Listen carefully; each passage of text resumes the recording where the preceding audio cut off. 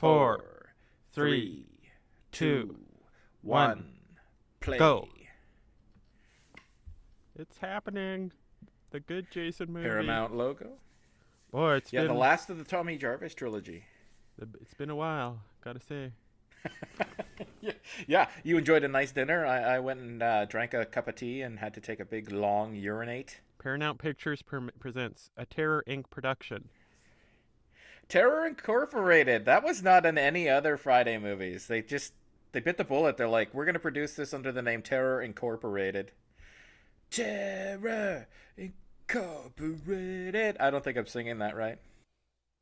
This is the best Jason movie by far for me. This is, I think, probably one of the best horror movies ever made.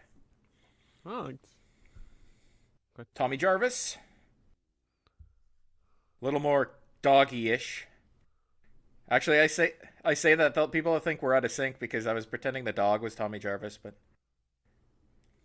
you know who that guy is? Is it green right now? Is your screen green right now? Nope. Oh, okay. Sorry, something wrong with the file? No, it's okay. Okay, what are you seeing? I think it's my computer screen. Are you seeing Horshack, though? That's Horshack? Is he one of the sweat hogs? Yeah. It's a good thing you knew who he was, though, right? I'm like, let's try and troubleshoot the problem. Are you seeing Horshack? It's like, no, I think I'm seeing Epstein. But yeah. Did you see a gasoline can? Now they're walking. I just want to make sure you didn't get a glitch in your program and now we're off sync here. Like they're walking through the graveyard. Yep. Tommy Jarvis is, yeah. That's Tommy Jarvis? Yeah, and again, okay, so you know what's interesting? The last episode we watched, the last movie number 5, I call it episode 5 or the episode. Anyways, they had 2 of the actors from Return of the Living Dead. This one has another actor from Return of the Living Dead. Why didn't they just make Tommy Jarvis this actor in the previous one too? It would have been a reunion. It would have been perfect. But yeah, that's Tommy Jarvis, the guy from Return of the Living Dead. Tom Matheson or Tom Matthews or something.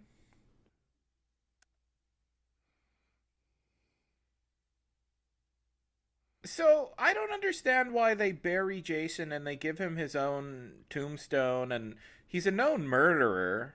Yeah, gravestones are expensive. Yeah, he'd probably just be like cremated and that'd be it. Thrown in a ditch. Cremated, put in a glass urn, and put in front of a TV that's always on. Uh-oh. Musical stings. So lazy, right? Like, he puts a shovel in the ground and it's like... That's what those are called? Musical stings? Yeah, where, like, there's just an abrupt... And it's supposed to accompany something... I guess the peak of suspense on screen. Or the resolution of the suspense. But when you use it when someone's just shoveling into the ground, you're kind of overusing it, you know?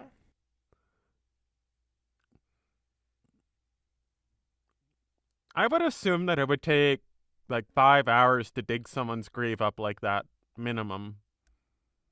Yeah, I don't know. I've never had to do it, really, without a backhoe. I'm a professional when it comes to grave robbing. Well, that's how people are buried now, right? Backhoes, skids, and things like that. Yeah, but also it's pretty shallow grave, right? Like, because it's not even 6 feet. Yeah. You sure buried him deep, Daddy. Not so deep that the Lord can't find him and judge him. I love that line so much. We should do The Exorcist. Okay. Whether we have a guest or not, we'll just do The Exorcist at some point. Is this going to be a dream? Better not be a dream. You know what?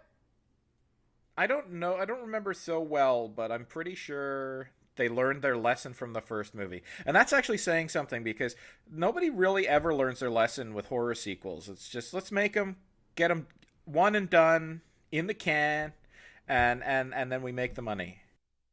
But yeah, that last one with the dream sequences was just bullshit. How do worms get in a coffin like that? Like, I could understand maggots and flies, but Uh, how would an earthworm get in there? they buried it, Jason, with his beloved earthworm collection. Or I like the idea of people being buried without coffins, because then their remains get cleaned up a lot quicker. You like that? Yeah, you I just don't know. I It's like maybe, but as long as you're not like embalmed or something, then it's like I don't know, those chemicals just seeping into the ground. It'd be weird if we found out that like cemeteries, because of embalming fluid over the years, like it just sits at the bottom of a casket, but eventually caskets rot, and it's only been like so many years since we've been embalming people with formaldehyde and stuff like that. That like after a certain period of time, they seep into the ground, and then overnight we realize we've contaminated massive amounts of the water table with formaldehyde. You can didn't make a Tommy horror movie murder a based woman on at the end of that. the last movie? Yeah, that's all thrown away, eh? Like Oh, it just is. completely throw it away. Oh, Although I think he's wanted by the police in this. They might explain it.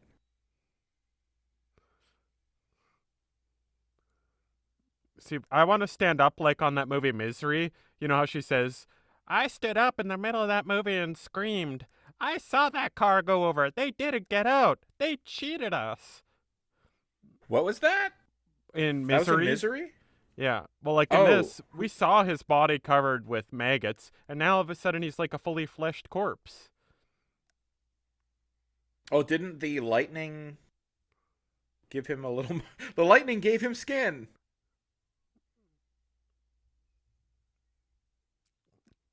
Horshack is just a little bit too wary. Why are you calling him Rorschach? Is that like his character in this movie, or Horshack. Oh, cuz he's one of Ron Palillo as the sweat hog Horshack, so what's the what else are you sweat going to call him? hogs?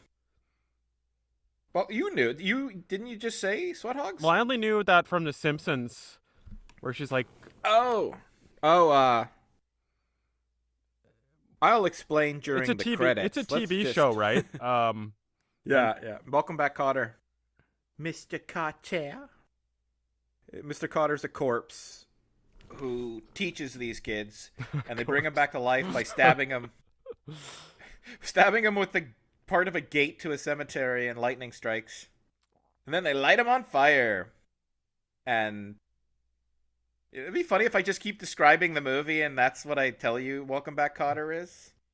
And yeah, for all you know. No, it's a show, and it's got like I think there's like four of these characters named Sweat Hogs. It's like a little they're not a gang, but they like have a group in high school. They're kind of delinquent. John Travolta was like Bob Barberino. That was his breakout role.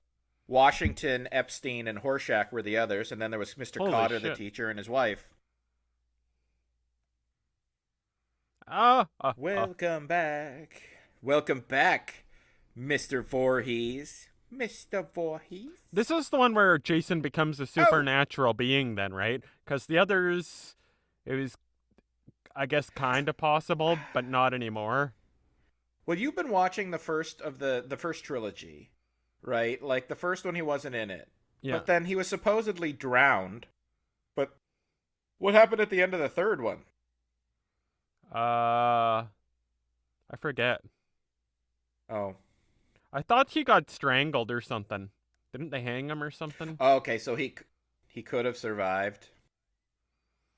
Yeah. Okay. So no dream sequence. Just Jason comes back because he's struck by lightning. Tom Matthews. Oh, this music is like stereo sound, but they've the pounding boom boom boom boom is in both speakers, so it like feels like it's pounding on opposite sides of your ears. Hmm. Oh yeah, I thought that the Tom love Friday. interest in this Tom Fry. Oh, yeah. Fern champion Pamela Basker.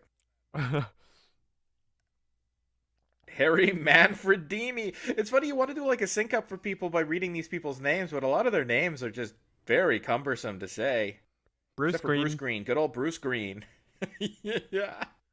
Um But the girl in this, the love interest, she's so attractive. When I was a kid, or anyways, I was like so attracted to her, and she's like perky and assertive and no nonsense and I don't know, something appealing about that.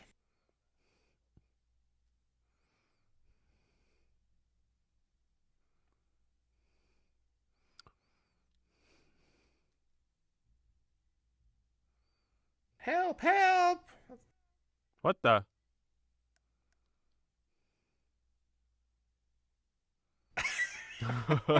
That's like you notice like Friday the 13th, the dialogue is just so bland, but they get their one line right, like in the fourth.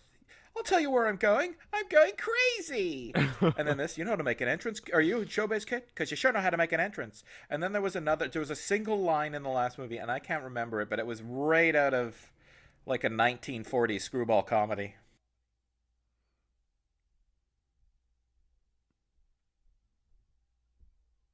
Whoa, are you in showbiz, deputy? Because you sure know how to make an entrance. Like that guy literally made a comedy entrance.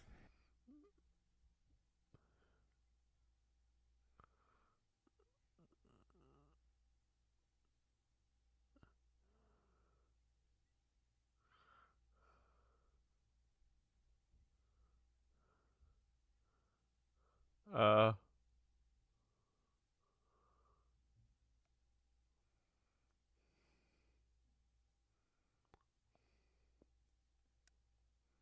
I guess I guess folks can technically refer to just your family, right? But when I hear folks, I think mom and dad, and it sounds like he's talking about that guy's parents, but he only had a mom, and it turns yeah, out that's Tommy true. Jarvis's father is Jason Voorhees. Do you think these are good date movies? Uh, well, if you got a date with your friend in Saskatoon, who's and it's just a platonic thing where you get together to do a commentary, I think they're all right. Not just kidding. I know what you mean. Like going on a romantic date with some some beautiful birdie, beautiful baby, Is as they this say the in love Swingers. interest? No, it's funny that actor. I think his name is Tony Goldwyn. Though he was pretty prominent for a while. He was in a lot of movies, and this is just like another throwaway. Somebody gets needs to get killed. But yeah, as far as this, I think these are great date movies. Yeah, although going to a movie theater for a date is never a good idea, no matter how good the movie, right? Like, let's not get to know each other at all. Let's sit in the dark. Uh,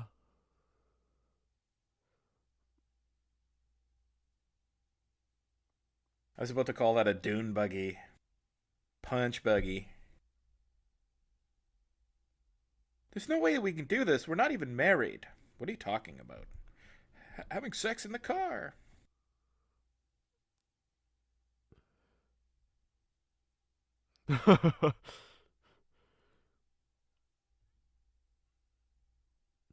his acting really reminds me of the daughter from Troll 2. It's like, I'm gonna take your little nutsack. I gotta watch that again. I haven't seen that in like probably 8 years. Um, Get a gun out of your glove compartment or some shit. Jesus Christ. Oh, this is where somebody gets.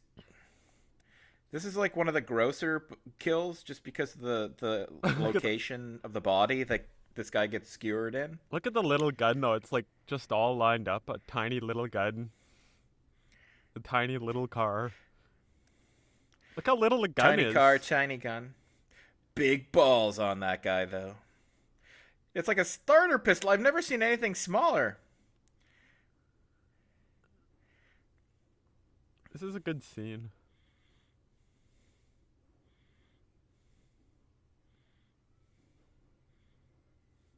See, like he stabbed him in the crotch, right?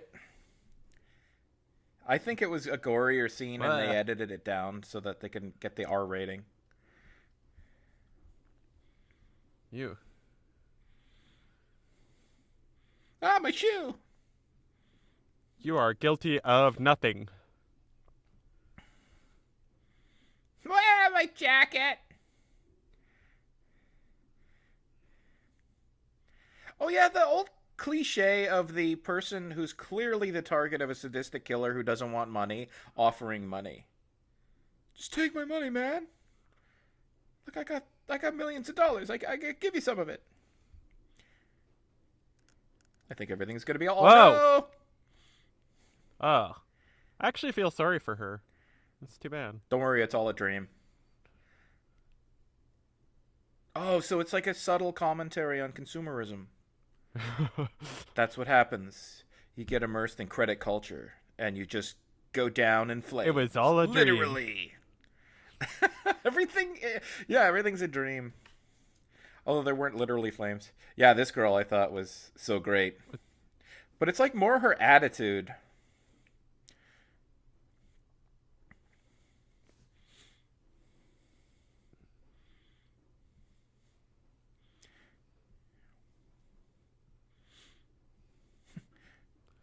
That guy reminds me of Rowsdower, the police officer.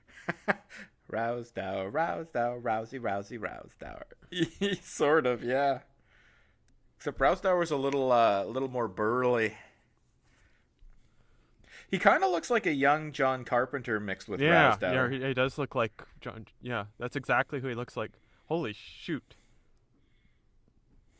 Oh, yeah, that will keep him away. Keep her away. Like, she's just so... I don't know, man. Like, call me crazy. Sometimes we talk about what's attractive in the opposite sex, but, like, somebody who's... Sometimes. Just brash... Yeah, I know. It happens a lot. But, like, somebody who's just super brash and assertive and, like, would be fun to be around. Even though she's, like, super attractive and stuff, it's still, like, going to be a good time, even if you're just talking to her on the phone.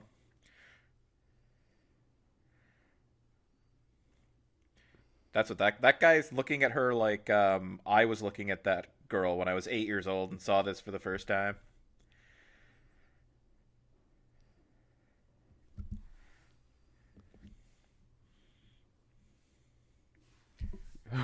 So I'm setting you loose. Another. Yeah. I was going to go through the proper channels, but I think I'm just going to let you go.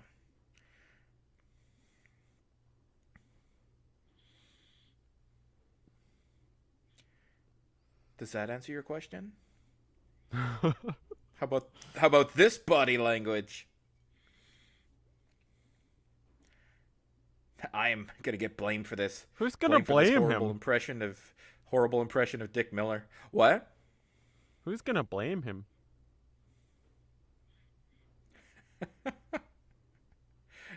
He's the guy the caretaker at the.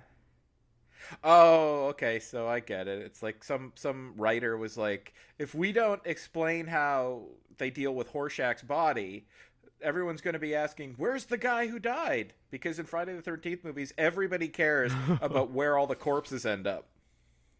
So it's like, yeah, we'll explain it by having him bury Horshack thinking it's Jason. Yeah, but that's funny. Like, who's going to blame him? And blame him for what? Like, those kinds of places, is he supposed to be, like, on call 24/7 to keep rowdy kids from vandalizing grave sites? I find that the people who actually take care of graves are usually like middle-aged moms who ride lawnmowers, like riding mowers. like on weekends for fun? Well, just like a bit of way to get a bit of extra. Whenever I look in graveyards, it just always seems to be middle-aged moms doing the grass. You know, they're probably members of churches too, right? Like, there's got to be some connection between, like, churches have some obligation to, although they absolutely have no tie to them institutionally speaking. Like, that's ultimately your service for your funerals at a church, and then you're buried. So they probably take care of the graves of parishioners who, like, didn't have a family or anything like that, and they probably feel obligated to maintain the site as part of just our traditions for valuing the dead.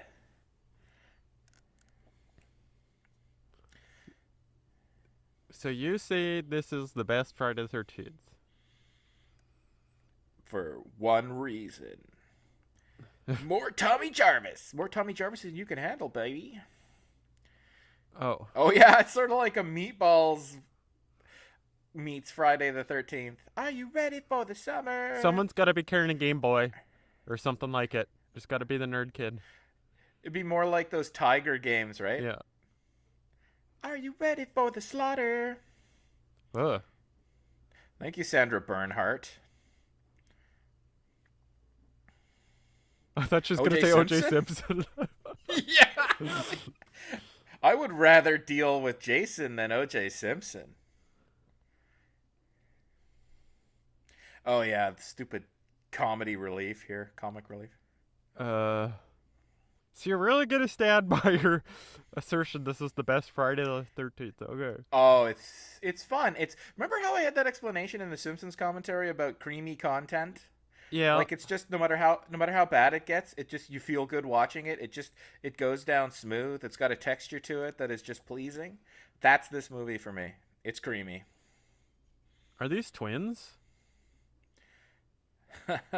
we should be so lucky. A couple of hot twins.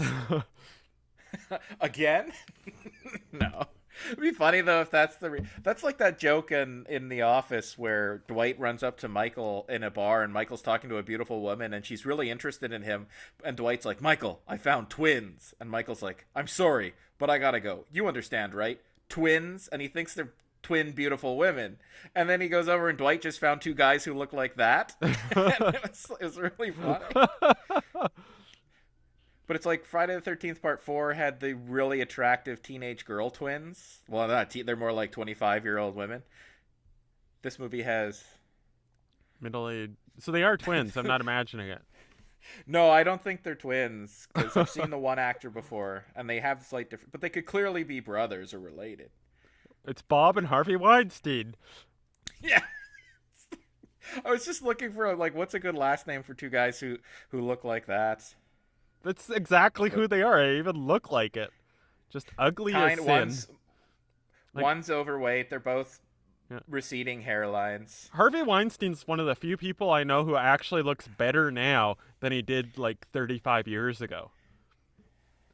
Well, that's the thing. People who are overweight, schlubby, they kind of grow into themselves eventually. Like Roger Ebert was always really overweight, but he got kind of thinned out later in life. Come and he looked on. Quite handsome. I'm talking about the bloody smiley face. You don't think that Roger Ebert was handsome later in life? Yeah, I know. Actually, for Weinstein, I'm gonna like this is a controversial thing, but I feel like having sex with the beautiful women rubbed off on him, and a little bit of their beauty like penetrated him and made him better looking. That's what happened. That's what he was doing. He wasn't in it for the sexual gratification. That's why it was so weird. It was ritualistic. He was trying to imbue himself with their life essence and their beauty.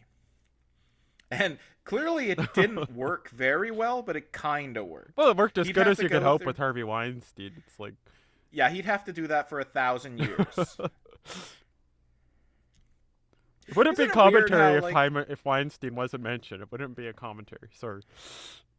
Yeah, really, and yet we keep alluding to this other commentary we did.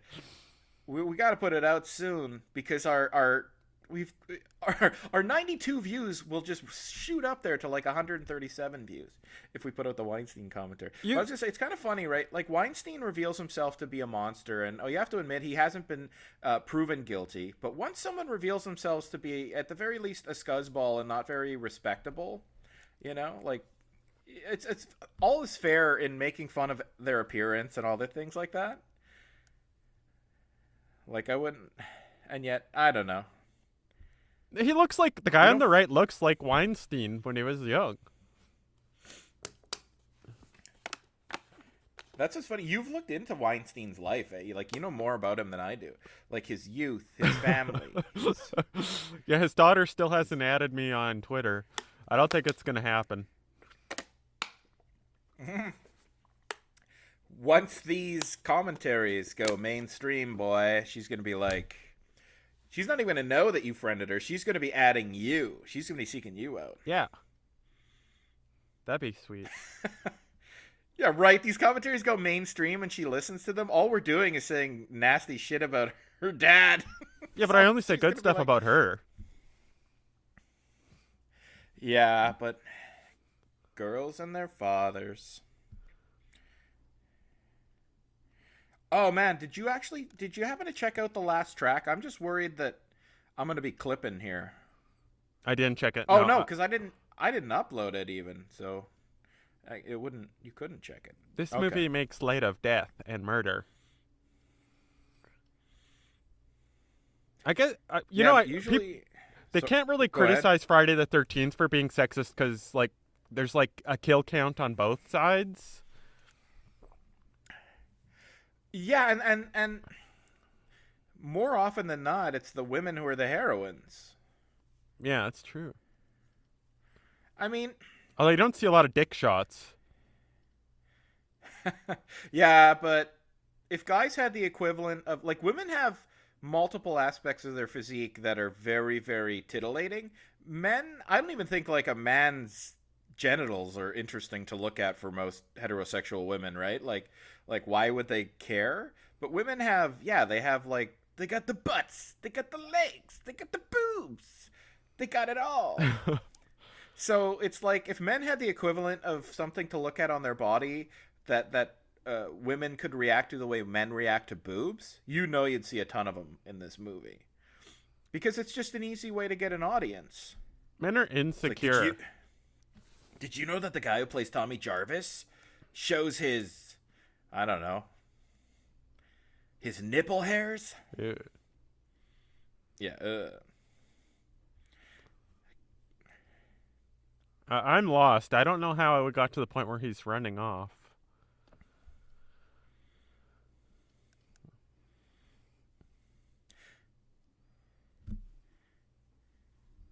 Whoa, that laser sighting mechanism was like his mail order? It's like he's been dying to try out his laser scope. That's not a laser scope. You can't buy those things in town.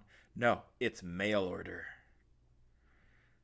But yeah, I think like his whole mission in this movie is to convince people that Jason's out on the loose, right? So he tried to like make a beeline for the cemetery to show them that Jason's grave was wide open. That guy really needs to be the guy from Back to the Future. Crazy drunk drivers. Why would you hire anybody but Buck Flower to play Buck Flower in any movie? He's just Buck Flower. He's Buck Flower, and he loves his brisk iced tea.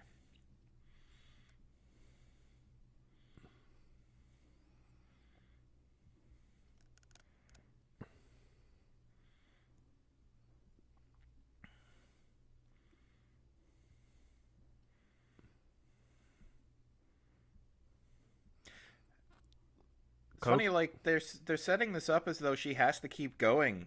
Like these kids, they paid to be asked several questions in a row or something, and goddamn it, they're gonna get those questions asked. It's like, all right, here's the story. His name was Gandhi. All right, it was all about passive resistance.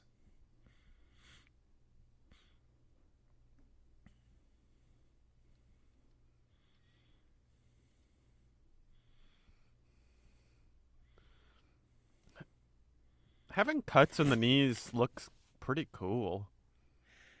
I was going to say, like, this guy, he has it written into his contract that he gets full pullback on the slashes of the jean that is covering his knees. Like, every scene, he's got to be bent at the knee so that hole in his knee of his pants pulls all the way back, and you see the joint of his leg.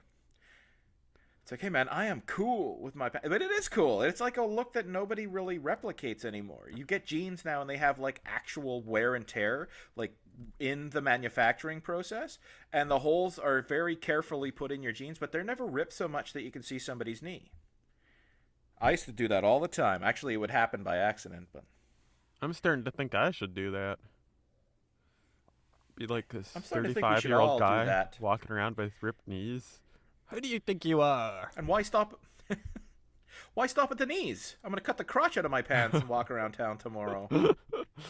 Just cut like the whole thing out so that I have pants like Linnea Quigley in Return of the Living Dead.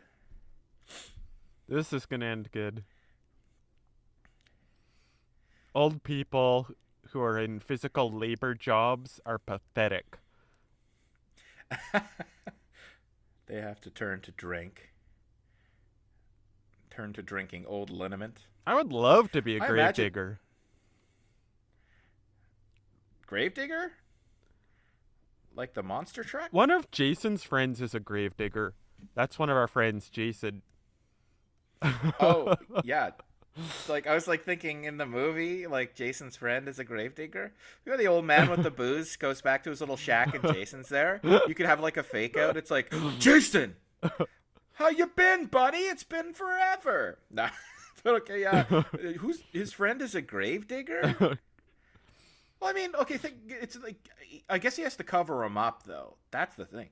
Digging a grave is just digging a hole. Covering up a grave, on the other hand, now you're doing something. I couldn't do that.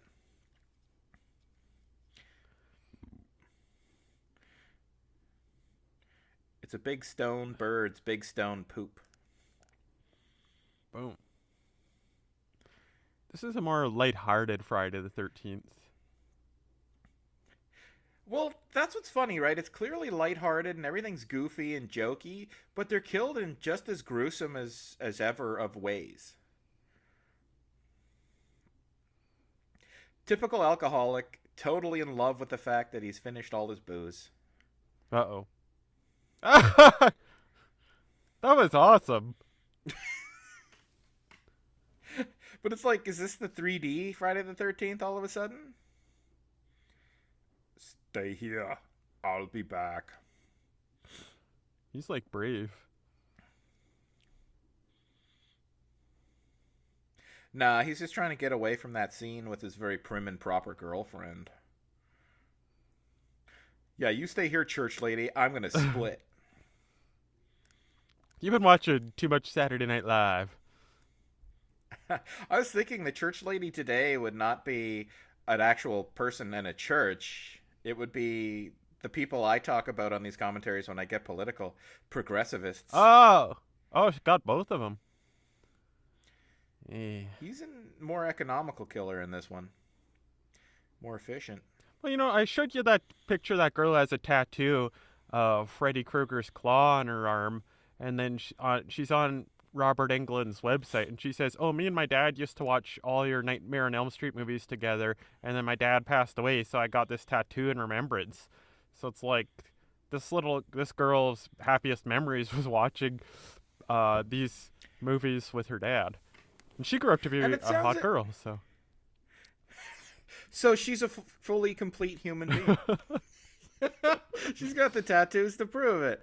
I was gonna say though. That sounds incongruous, right? Like a violent movie, but people bond over that kind of stuff all the time. And it's perfect. I think it's perfectly reasonable. That's actually a nice story. I didn't know that girl had a backstory. I just thought she was just some girl with a tattoo who was attractive, but take that, it's not imaginary feminists who I've never met and criticize things I like. Yeah, like a woman's form. Which really, like, again, I've yet to hear an explanation for how simply finding somebody titillating is objectification or sexualization or something bad in and of itself. But we do this too much. We go down this road too much. I was going to say, though, to change the subject, did you notice that one little girl was reading Sartre's No Exit? Really? I didn't notice that. It's like there's sight gags, there's jokes in this movie. It's like, wouldn't it be funny if a girl was reading the works of an existentialist philosopher? And Baker. So you're right, there's definitely a tone in this movie that is, but again, it's creamy as hell, man. Don't tell me you're not interested in what's going on. I didn't see a monster. I saw the opposite of a monster. I was staring into the abyss. I was staring into the abyss, and the abyss stared back. I remember this scene.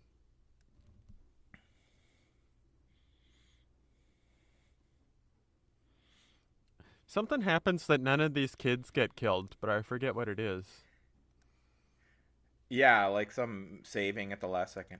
So is that counselor there talking to the little girl? Is that the sheriff, but with the sheriff after he shaved his mustache? That's mean. And I didn't get that line out. And now it sounds like I rehearse or practice or write jokes down or something. This is all extemporaneous. I'm just marble mouth. Dave is Anyway. the Apollo art form guy. He's into preparation and research, and I'm the Dionysus guy who likes everything raw. So, unscripted. You said the word raw in a way that it has a different it has like different connotations now. Well, I was looking at this Like hot girl's stomach, so. so I Holy was shit, talking now we're about talking about it. raw. Oh, they just said raw. What the?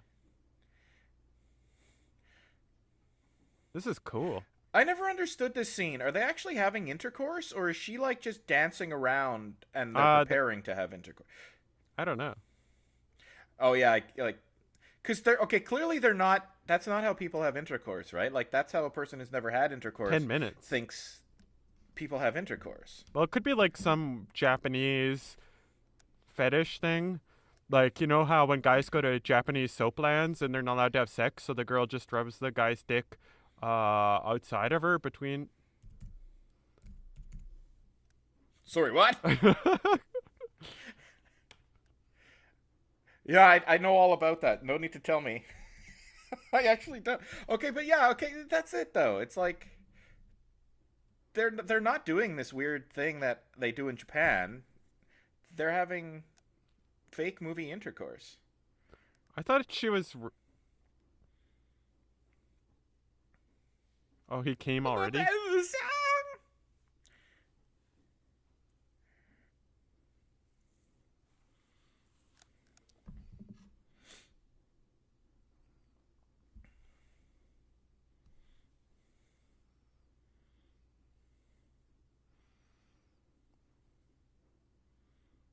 Is she also from Return of the Living Dead? She's the girl with the punked out hair. No. Well, you'd know better than me. Not Linnea Quigley, but it's like Jewel something. Well, I gotta check it out online. I'm breaking my rules. You always break your rules. You're No, like I've only gone you're like online I have a one other rule. time. I only buy a game if I get beat a game, and they're like just this one time, and then the rule's Oh gone. no, oh, it's not always. No. That was just the rule for buying. What the fuck game is it? Dragon Quest 8, the one that was reissued for 3DS. I couldn't buy that until I beat my copy of Majora's Mask. Oh no! I couldn't buy Baldur's Gate. On good old Remastered or games. the original? The remaster until I beat Dragon Quest 8. And oh man, that game really busted my balls, man. That was like the final boss in that game. It goes from like relatively challenging, gotta grind, gotta level up, and you can beat it, to like you can't beat it at all. Like I got so lucky. My character was one hit away from being the last of my characters dying, and I got in that last hit and he went down. Oh man, it was like it's the weirdest. It was like the greatest moment of my life, and it shouldn't be because it's relatively trivial. The greatest moment. Oh well. No, it was just like I was so frustrated and I was at my wit's end. Like I rarely throw down an RPG and say that's it, I'm done. I can't beat it. I won't beat it. I only did that with Final Fantasy 1 because I made the mistake of picking a thief and a black mage instead of 2 warriors and 2 white mages. I think that's the best combination. But I couldn't beat the last guy. Just like Corey Feldman, he's got a license to drive.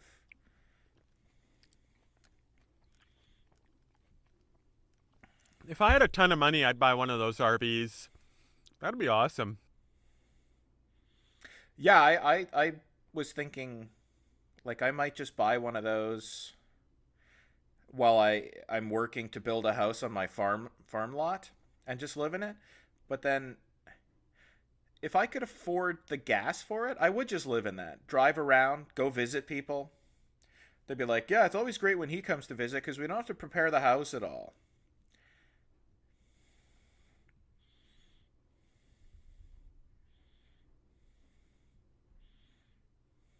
Usually it's like old people driving those things, though. Yeah. Oh, well, that's it though. That's like a serious movie rule, right? Like, okay, they're in there, but she had to mention that it was what, her uncle's RV? One thing you have to say for all these villains is they're all kind of noble. Jason, Michael Myers, Freddy, which is weird because Freddy's a child torturing pedophile rapist murderer, but when they're in monster form, none of them like take sexual advantage of people. They're just interested in killing. Oh, so they're yeah. Well, just like Emperor Palpatine, like he's the emperor, but he's never like, oh, well, I'm gonna um have some sex now. It's like he's all business all the time. Yeah, I guess. I guess. I was just, but that scene where he smashes her into the aluminum siding of that reminds me of The Simpsons, where that dog bites into Flanders' RV. Maybe they got the scene from But this. yeah, really. And also, did you notice that Jason, the guy playing Jason, the makeup on the back of his head was rubbing off on the wall of that bathroom? Holy shit! I don't know if it's such a good idea to stab the driver. It's like Jason knows though now, right? Like he's like, I was dead, but I came back to life, so it'll happen again. In a way, this is the first true Friday the 13th. Like the others, it's like a serial killer, but now he's a super monster or something. It's the Friday the 13th that will always be, right? For good or for bad, this is like what we're going to get for Friday the 13th movies from now on.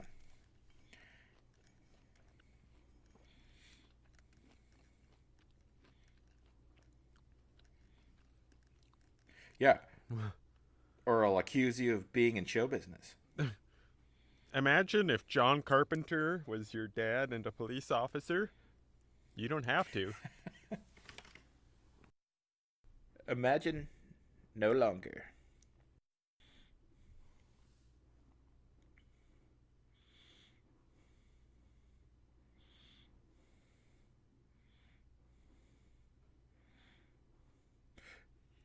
This Jason's old MO.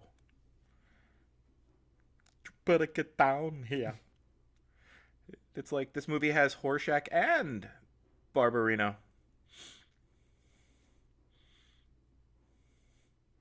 Mr. Voorhees, oh my god. So you really like this actress. Well, not the actress, the character.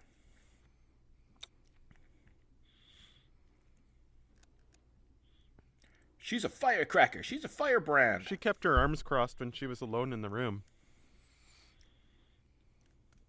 Well, she's not alone in the room. She's in a room full of people behind cameras who are like, act What is that like book? you're remoting. A Manual of Occultism. Where do you buy that book? Probably the same bookstore that little girl bought her Sartre novel from. And kick back and pretend to be the sheriff. She's the sheriff. See, like, okay, in movies, you don't have characters just sit in a room. They have to have business. She looks really convincing as somebody who's just told to stay there and she's, like, fucking around. But she's acting like she's 12. I guess they didn't have cell phones back then. But she's, like, fun-loving. But she's got a head on her shoulders. She's the whole package. And she's a goofball sometimes. But she's not like one of those flaky free spirits like Zoe Deschanel's characters. She could use some teeth whitening, though. Did you say Generation L? Zoe Deschanel? She's not flaky like Generation L. I was like, what the hell is Generation L?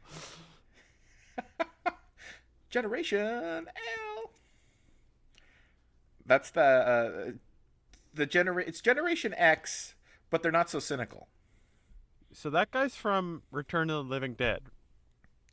Yeah. But I checked, that other girl is not from Return of the Living Dead. Oh. He's like the same character in both these movies. Who, Tommy Jarvis? This guy, yeah, he's like the same kind of person. Like, I need help, but no one will believe me. Come on, please send someone. There's zombies. There's Jason, please. Sounds like Jimmy Stewart. Your impression sounds like Jimmy Stewart. Help me. No one will believe me. Well, you believe me, don't you? I don't know who Don't you, Jimmy Harvey? Stewart is. Hey, George Bailey. You don't have your money. It's at Bill's house and Fred's house. That's from The Simpsons, that episode. What are you doing with my money, Fred? What are you doing with my money in your house, Fred? I love that. Oh man, The Simpsons and their movie parodies, they subtle sometimes just a wholesale rip-off of the scene, but always welcome. It's John Stossel.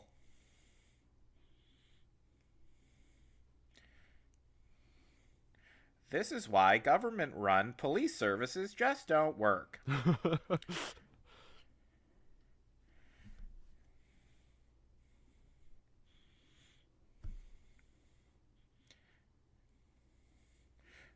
Because glasses without actual lenses just don't work, like government-run police forces. Do you think they're connected? No, they're clearly severed. All right, I'm just like making stupid jokes one after another. I'm going to stop.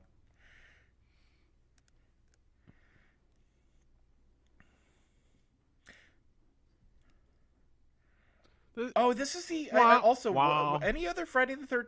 Have you seen any other Friday the 13th movies where they keep referencing the actual No, date? this is the first one. Unless it happens in the third, but I've recently watched the others and they don't reference.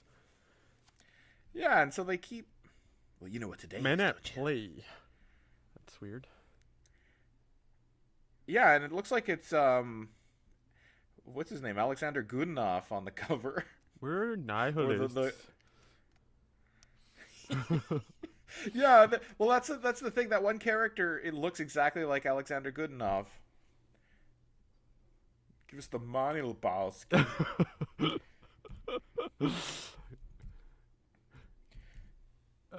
That's a funny movie. What is it like? Donnie was like, "Are these Nazis?" No, Donnie, these are nihilists. Say what you will about National Socialism. Oh yeah.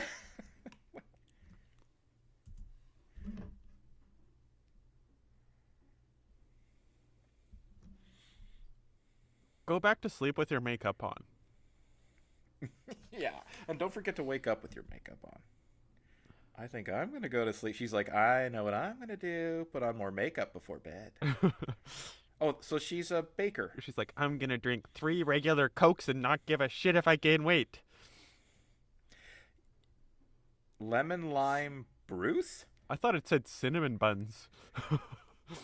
Cinnamon bun in a can, man. That's what we all have been asking for. Although, it looks pretty watery. It's kind of like my gravy. They should have put a label on that can. Not just tap water. Your Just gravy was tap watery? Yeah, it was before Did your gravy I turn out watery? added some flour. It turned out fantastic. Okay. It's like the best yeah, part of the dinner. like, nothing beats a good gravy.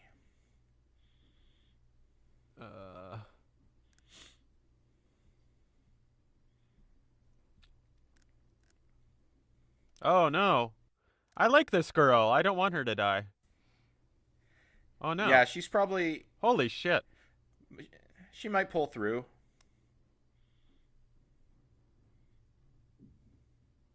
Looks like she lost 100 pounds or so. What is that? She thought that was sex noises. Oh. Nobody drives this puppy but me.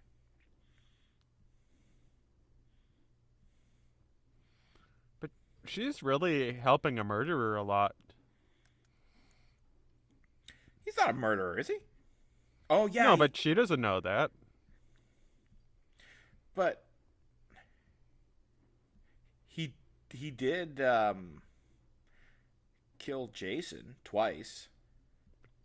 No, he killed Jason and a guy who was pretending to be Jason. He killed so he is Jason, and then The guy pretending to be Jason and then a nurse.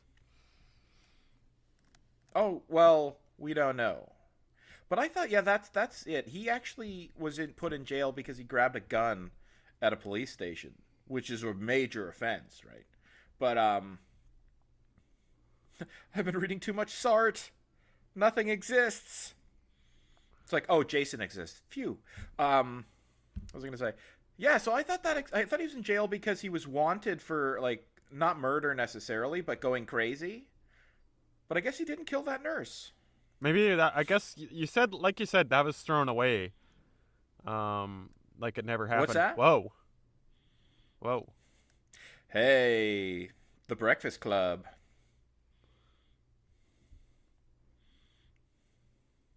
I'm singing generic rock in an 80s rock song.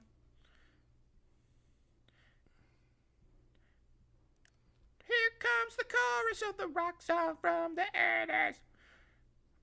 I don't like it at singing.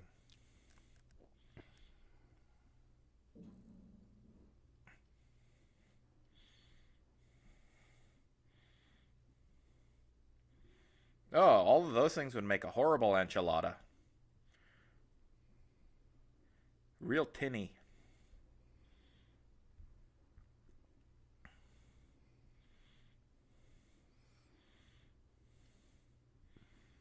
So why didn't she put his head on her lap?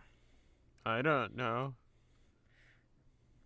See, like, your life would never be boring with that girl. And, like, she's only 19 years old at this point. Like, she's got her whole life ahead of her of just screwing around and having a good time. Cunningham Road. Subtle. This is a good scene. It keeps showing her crotch. Hope she sprayed perfume down there like all the other girls in the previous movies. What if she what? The girls in the previous movies, they spray perfume down there. Oh, I thought you said, what if she sprayed herpes down there? I was like, there's sprayable herpes?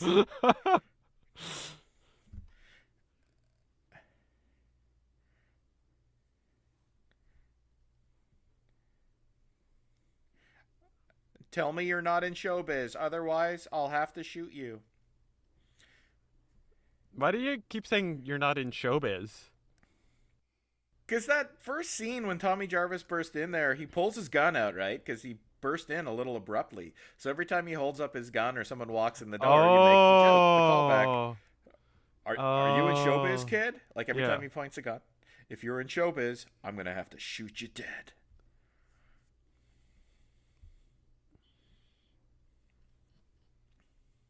If this movie were made today, Jason would probably kill the kids too, just to show like we have no limits. Well, that's the thing. If this movie were made today, they would cut out all of the sexuality, and everybody would be much more diverse. And yeah, they'd go further with the violence because everything else would be off limits. Right? They can't be vulgar, they can't be profane, they can't be sexual. And so yeah, they'd have to up the ante with the violence. So they probably would do something, and they think it would be audacious. They think they'd be really pushing boundaries, but it's the easiest thing in the world. Kill a kid, kill a dog, something like that in a movie. But then that's the thing, though. You think like, wow, we're really pushing the boundaries. We're going to do exactly what they did in one of the most popular and biggest money-making movies of all time, Star Wars Episode 3, where they literally kill all the little kid Jedi. Right? Like, it would not be... Like, it's been done. And it's amazing that it was done in that movie.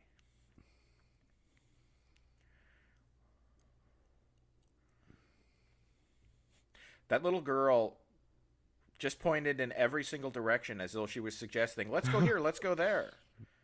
She has no natural instincts. Oh, yeah, but I was going to say when they called it Cunningham Road, right? Like a reference to the original director. He owns like, he gets a lot of money from these somehow. He's probably... Did he write it? Because he'd get character credit, and he'd have his name on every movie after that. Thank you, deputy ex-husband of Sybil from the show Sybil from 1993.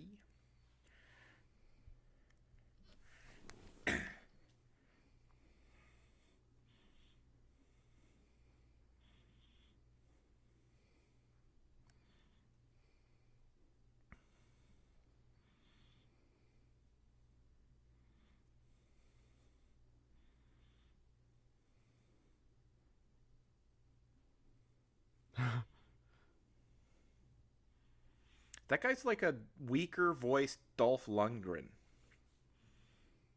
What's that? How do they know when it happened?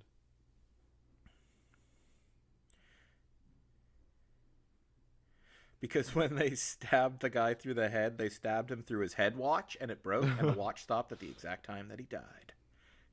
His earring watch.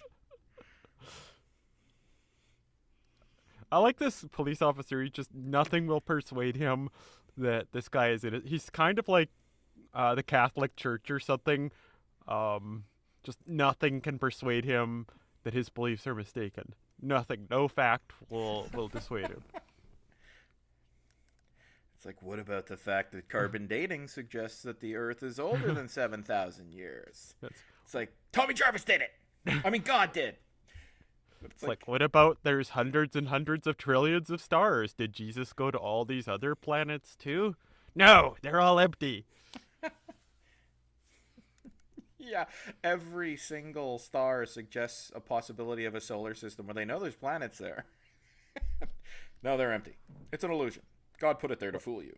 What about that the universe is 15 billion years old? Like, why did God just decide to come now in this tiny little slice of a couple thousand years of human history? And what was he doing the other 15 billion years? Creating hell for people like you who ask such questions. I hate that response, but it is kind of clever. But, what was I going to say? Oh, yeah, the cop and his beliefs. You're right, though. It's like he believes Tommy Jarvis shoved a knife through a guy's head driving an RV that then flipped over after having the strength to push a girl's face through the aluminum siding so that it made a perfect form of her face in the aluminum siding. Even her lip. The RV flips over and lights on fire and Tommy Jarvis survives unscathed. Like, that's a bad cop. That's not just somebody who's standing by his convictions. Like, he doesn't know how to investigate crime scenes. It's like, I think Tommy Jarvis did it. I think Tommy Jarvis has been on a killing spree where he's killed several dozen people tonight and survived a massive accident on an interstate highway.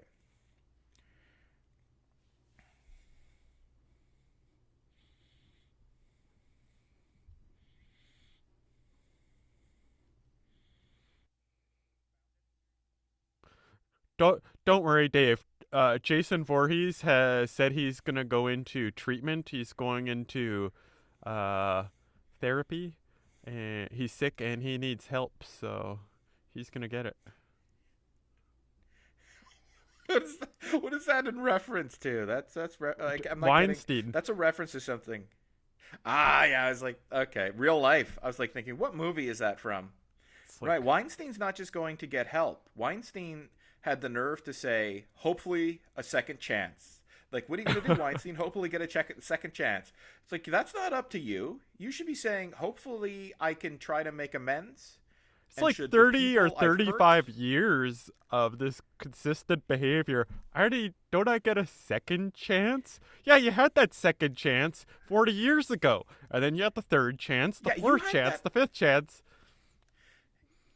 You've had a succession of chances every time somebody in Hollywood finds out about what you've done and has turned a blind eye. I mean, you've exhausted your chances there, buddy. It is crazy that he's like, hopefully a second chance. But he also fucking had the nerve to try to deflect it all onto Donald Trump, right? Like, I know I've done some wrong things, but I'm going to bounce back. And I'm going to make a movie. I'm making a documentary right now about how bad Donald Trump is. It's like, what the fuck does that got to do with anything? Oh, that's not Jason. Oh, so Jason can reach through the window, but Jason he can't. Who does that? Smashes a bug with their bare hands? Yeah, really, especially when it's on paper and you've got tons of other pieces of paper. Just puts it back in the file folder. Okay, it's like, you're grounded, young lady. You've been hanging out with this crazy, sadistic psycho killer, from what I believe.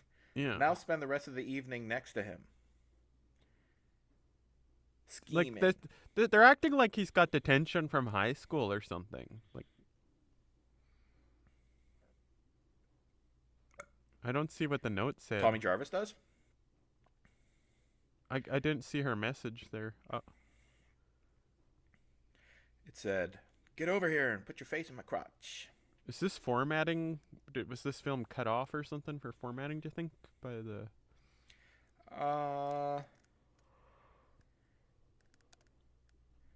I don't think there's anything I could have. Like, I think when I ripped it from my DVD collection, it was properly formatted. Oh, you ripped this? This is actually your homemade file? Oh, yeah, That's this is neat. from my actual DVD. Oh, I assumed you just got these from a torrent or something. That's pretty neat that they're homemade. Yeah. Oh man, I've ripped thousands of DVDs with Handbrake. That program is invaluable. Whoa, this is. See, that's it. All you got to do is be persistent. Girl doesn't want to kiss you? Just keep kissing her, Donald Trump style, and eventually she'll melt in your arms like putty in your butt. She's mine, man. I will shoot you with this mail order laser sighted gun.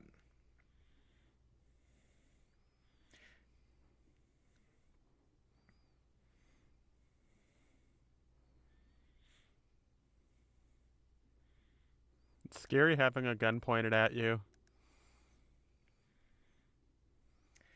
But she hasn't cocked the gun. Just put your finger on the trigger and put the red dot where you want the bullet to go.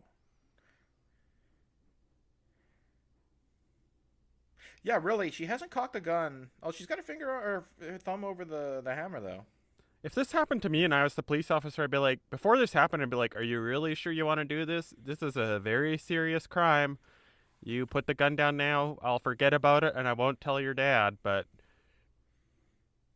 I just. Yeah, like once you lock me up and you leave this department, this police department, I mean, you are seriously facing 15, 20 years of jail time. for What was I say though? We were talking about Steven Spielberg exposition and how in Steven Spielberg movies, even produced Steven Spielberg movies, he has his characters explain every single thing, right? Like Jaws shows up for the first time in the movie, and it's like, you know, wow, it's like a 20-footer, 25-foot. It's like everything has to be described to a T. They had a moment like this, right, with his gun and the laser sight. Like, why would the cop be like, "You stand still, or my deputy here will shoot you with his mail-order laser-sighted gun"? Like, he has this mail-order. Like, just give that extra bit of information that nobody would in any real-life situation. Yeah, they could have got a bit more. It's like, yeah, there's a battery in there. That there's no way the laser's gonna run on a battery juice, not for days.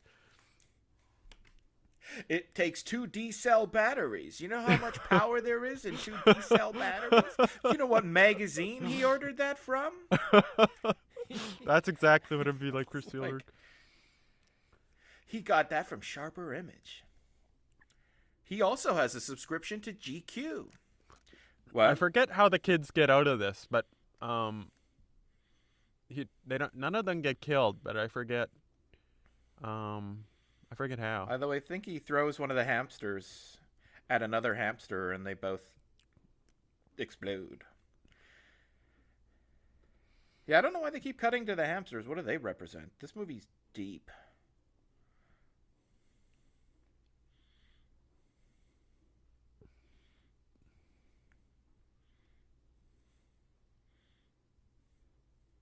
Is that me as a young boy?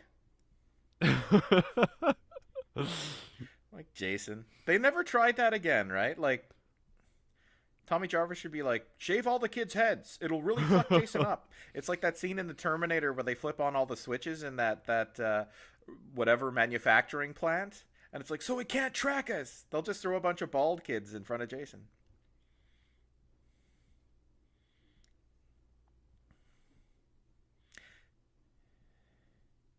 You know what? I bet the MPAA, because they are probably a lot of them very religious, because they're so prudish and so puritanical, they were probably like, this movie gets an NC-17. Wait a minute, she prayed and the evil went away. This movie gets a PG-13.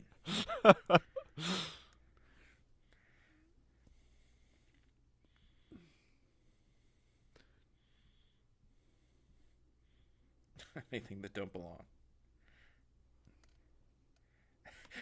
I was gonna say like that maybe something you can make a joke about their appearance, like that guy's mustache doesn't belong, but he looks like his character immediately started looking at his own face to check what didn't belong.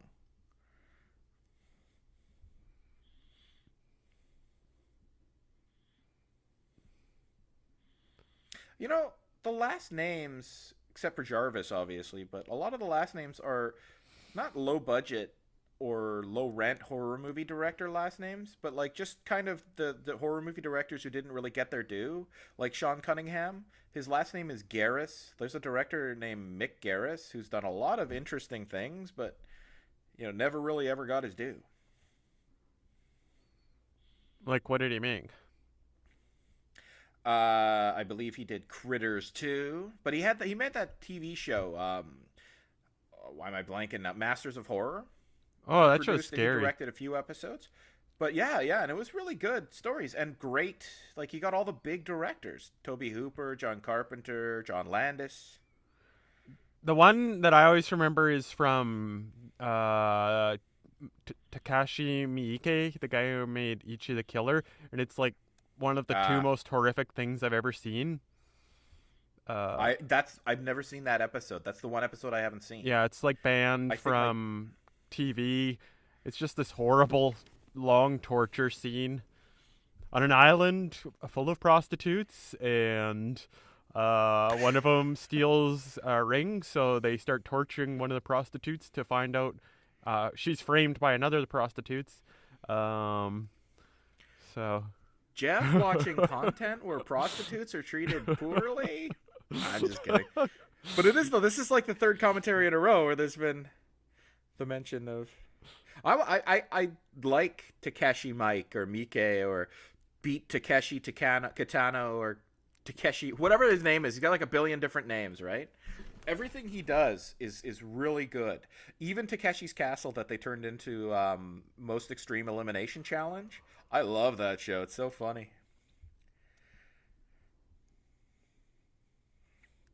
The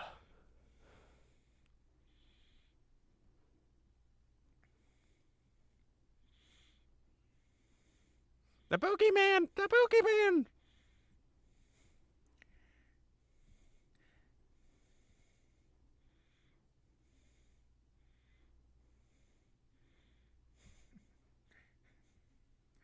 Wow, he's quick on the draw.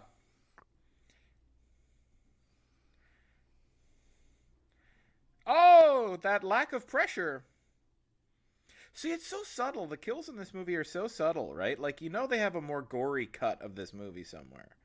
Like, you barely see his head compress. I came into this expecting full head compression. Yeah.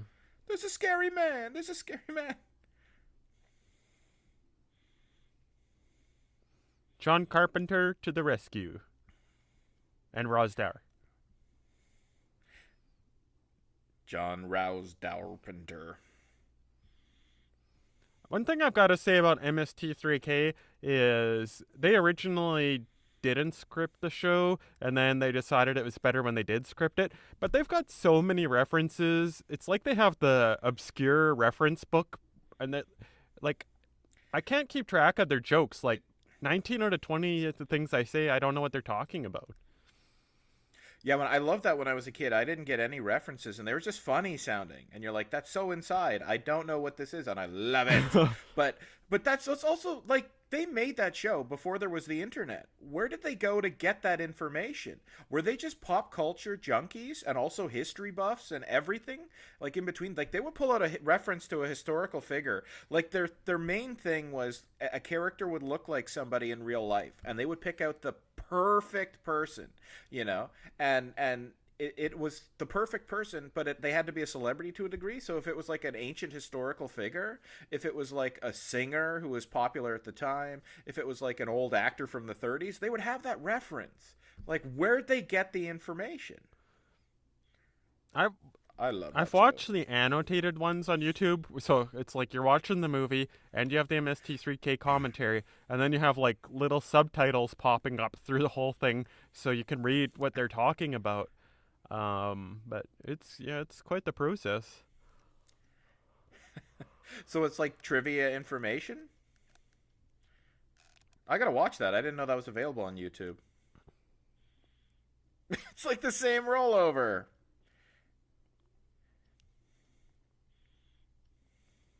Have you seen the video where Jason Voorhees attacks Godzilla and wins? Real. And wins. Yeah, because it's How could he do that? and it's like the guy who's Sulu from Star Trek is announcing. He's like, and oh my god, Jason Voorhees, and he like flies down Godzilla's radioactive breath right into Godzilla. It's funny because like Jason Voorhees has been killed by teenage girls, and so like he beats Godzilla, but like George Takei would be the icing on the cake. Oh my! And there's nobody who's done a George Takei impression who hasn't said "Oh my." So girthy. I always remember, I don't know if you told me this or if I heard it, but where Howard Stern was talking to George Takei, and he's like, about how George is gay. He's like, oh, your father must be really proud. That was That was me. No, that's It was what Howard Stern. Stern said that to George Takei.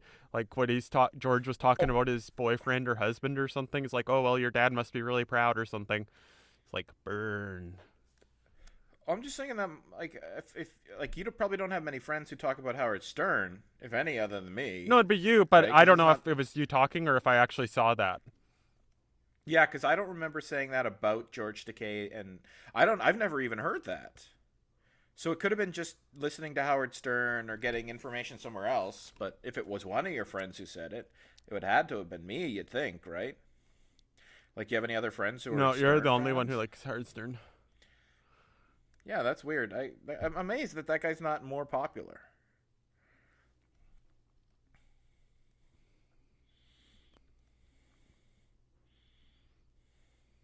That's a terrible strategy. Well, I think you're related to one of the people who worked on this movie. You bad actor. I'm just gonna roll this rock. Just like Sartre did. Wait, that's the wrong author. You should Burn these bodies and then get the ashes into the graveyard. You know what would be hilarious? If he's rolling this rock, he rolls that rock all the way to the dock to, like, tie it to a chain and, like, drag Jason down into the water. But he ties the chain like we all do when we try to tie some string to a rock in a way that the rock just falls through the string and it doesn't work. He spent, like, the last 20 minutes of the movie rolling that rock like he's Sisyphus or something. Which means they should have had that little girl be reading Myth of Sisyphus by Camus instead of No Exit by Sartre.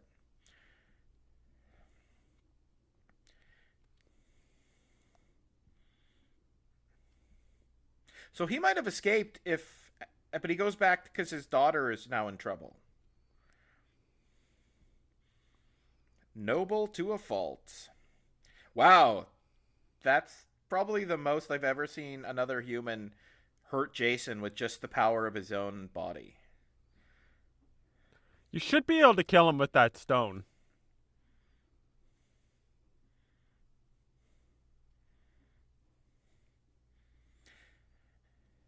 He might survive.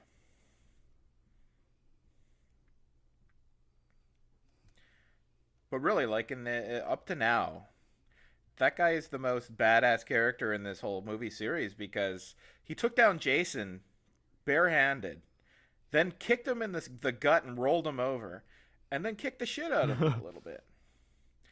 See, like, look how he's putting that chain on there. That rock's gonna fall right through. This is about as well. It is Tommy Jarvis, right? So he always does have these ridiculous plans to deal with Jason. Now I'll just put this chain on the rock and I'll rub my head on it until I go bald, and then I'll confuse Jason. Go back there, and then he'll chase you. I'm going away now.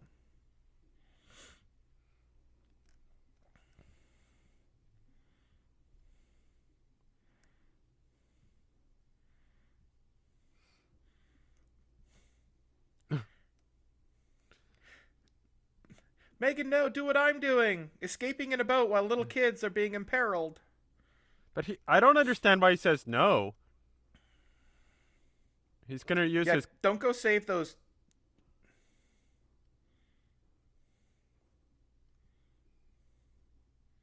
This is sort of like the third Terminator movie, though. It's like Tommy Jarvis was really Jason kind of like, oh, this little kid, I'm gonna get him.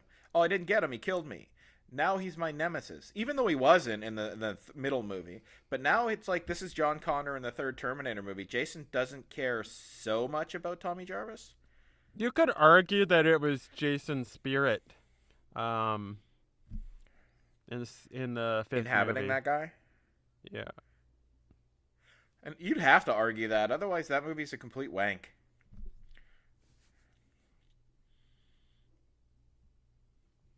See, like, Jason's like, I don't really care about you, Tommy. You're all grown up. But now Jason's like, well, nobody calls me a pussy and gets away with it. That's like calling Marty McFly a chicken. You're right. If anyone calls him a chicken, he loses it. Yeah, let's make this like they retcon it all of a sudden. It's like, if anyone calls Jason a pussy, he never backs down.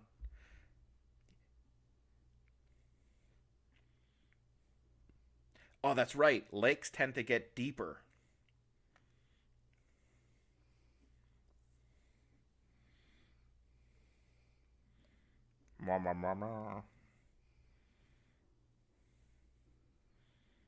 Hmm.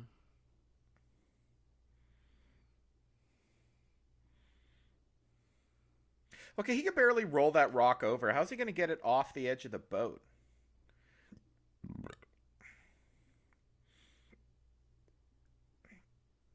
This can't fail. I'll pour it into the boat too a little bit, that way. Now I'll sit in the puddle of gasoline.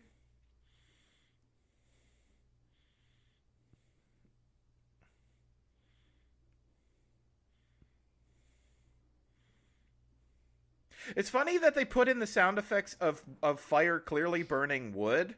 Like, it's not going to crackle on the water. Nor is it going to boil the water. Oh, that's Jason.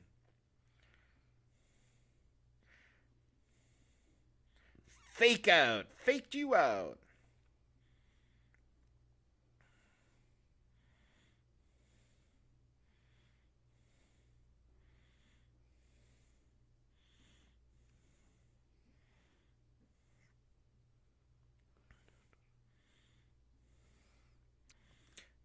It's like Jason bent a guy in half 5 minutes ago. Now he's just struggling. Well, apparently in the video game, Tommy Jarvis is like a character, and he's a lot harder for Jason to kill. Yeah, like you can call him in as an ally or something if you get the right kind of perks or something. They did their homework. Well, the not being able to come through windows was a nice touch. They watched the movies at least once. That. Well, they noticed the pattern though, right? Like Jason jumps in a window and then doesn't actually come all the way in. Let me help ya.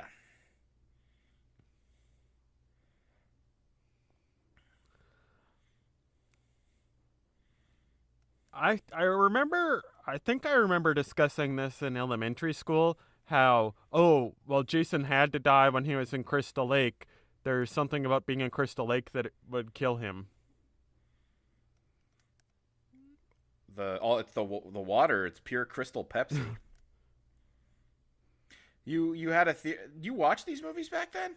I just remember discussing. I watched these when I was 10 or 11. Okay. Because I remember certain content you would like you'd literally destroy it, right? Like not Warhammer, Warcraft, Warcraft right? 2. I never saw that. That was an urban legend for me. Like everyone was talking about how you spent money on this game and then you just busted it on the street corner. I But bought I that wasn't game, there. and then the orcs, one of their buildings has a pentagram on it, which I considered to be satanic.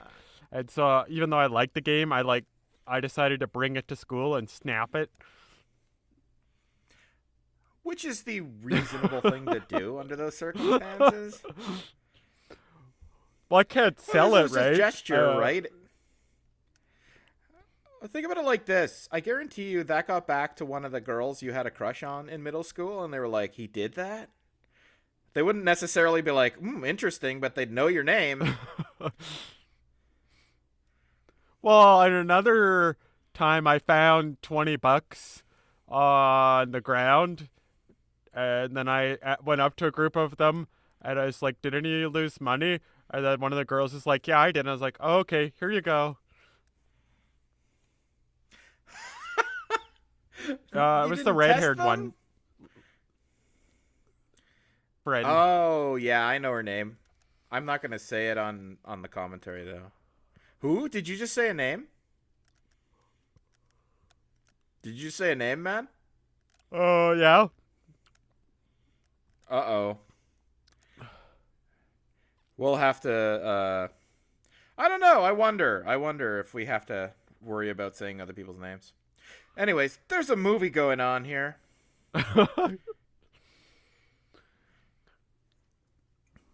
I don't understand this. It's the same power. It's the same sharpness. It's like it just has to cut a little bit more and then boom, it cuts his head off. Why? It would be like using a chainsaw on a tree where you've got it revved up full and you're not cutting, and all of a sudden the tree falls over. Yeah, he's dead this time. He ain't ever He's coming got back. He had a boat motor to the neck, and he's chained underwater. But it cut his head off, and now the chain's gonna slip loose. Are you ready for the summer? I wish my kid was in this movie. That'd be cool.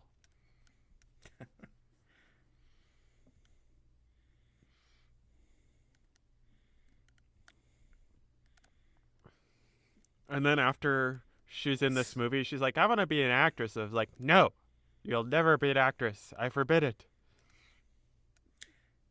The little kids? Yeah, this is your one chance to be an actor. After that, you're done. I think if parents are willing to let their kids do something so inhumane, they'll probably push them to do it more and more and more. Like, even once. Child acting. Not even once. Like, it's so brutal. Not even once.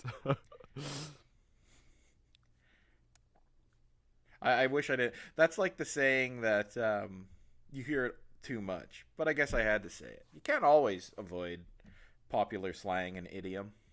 Is that a popular saying? Not even once? Yeah, like I think it comes from, I'm probably going to get this wrong, but like an anti-drug PSA where it's like meth, not even once. Because the claim is they'll show a picture of somebody before doing crystal meth once and then after, and their like whole appearance, they look like Jason Voorhees with the mask off. And so people will talk about things that are particularly bad and say this thing, not even once. Anne Ryerson. So like child acting. Ned Ryerson.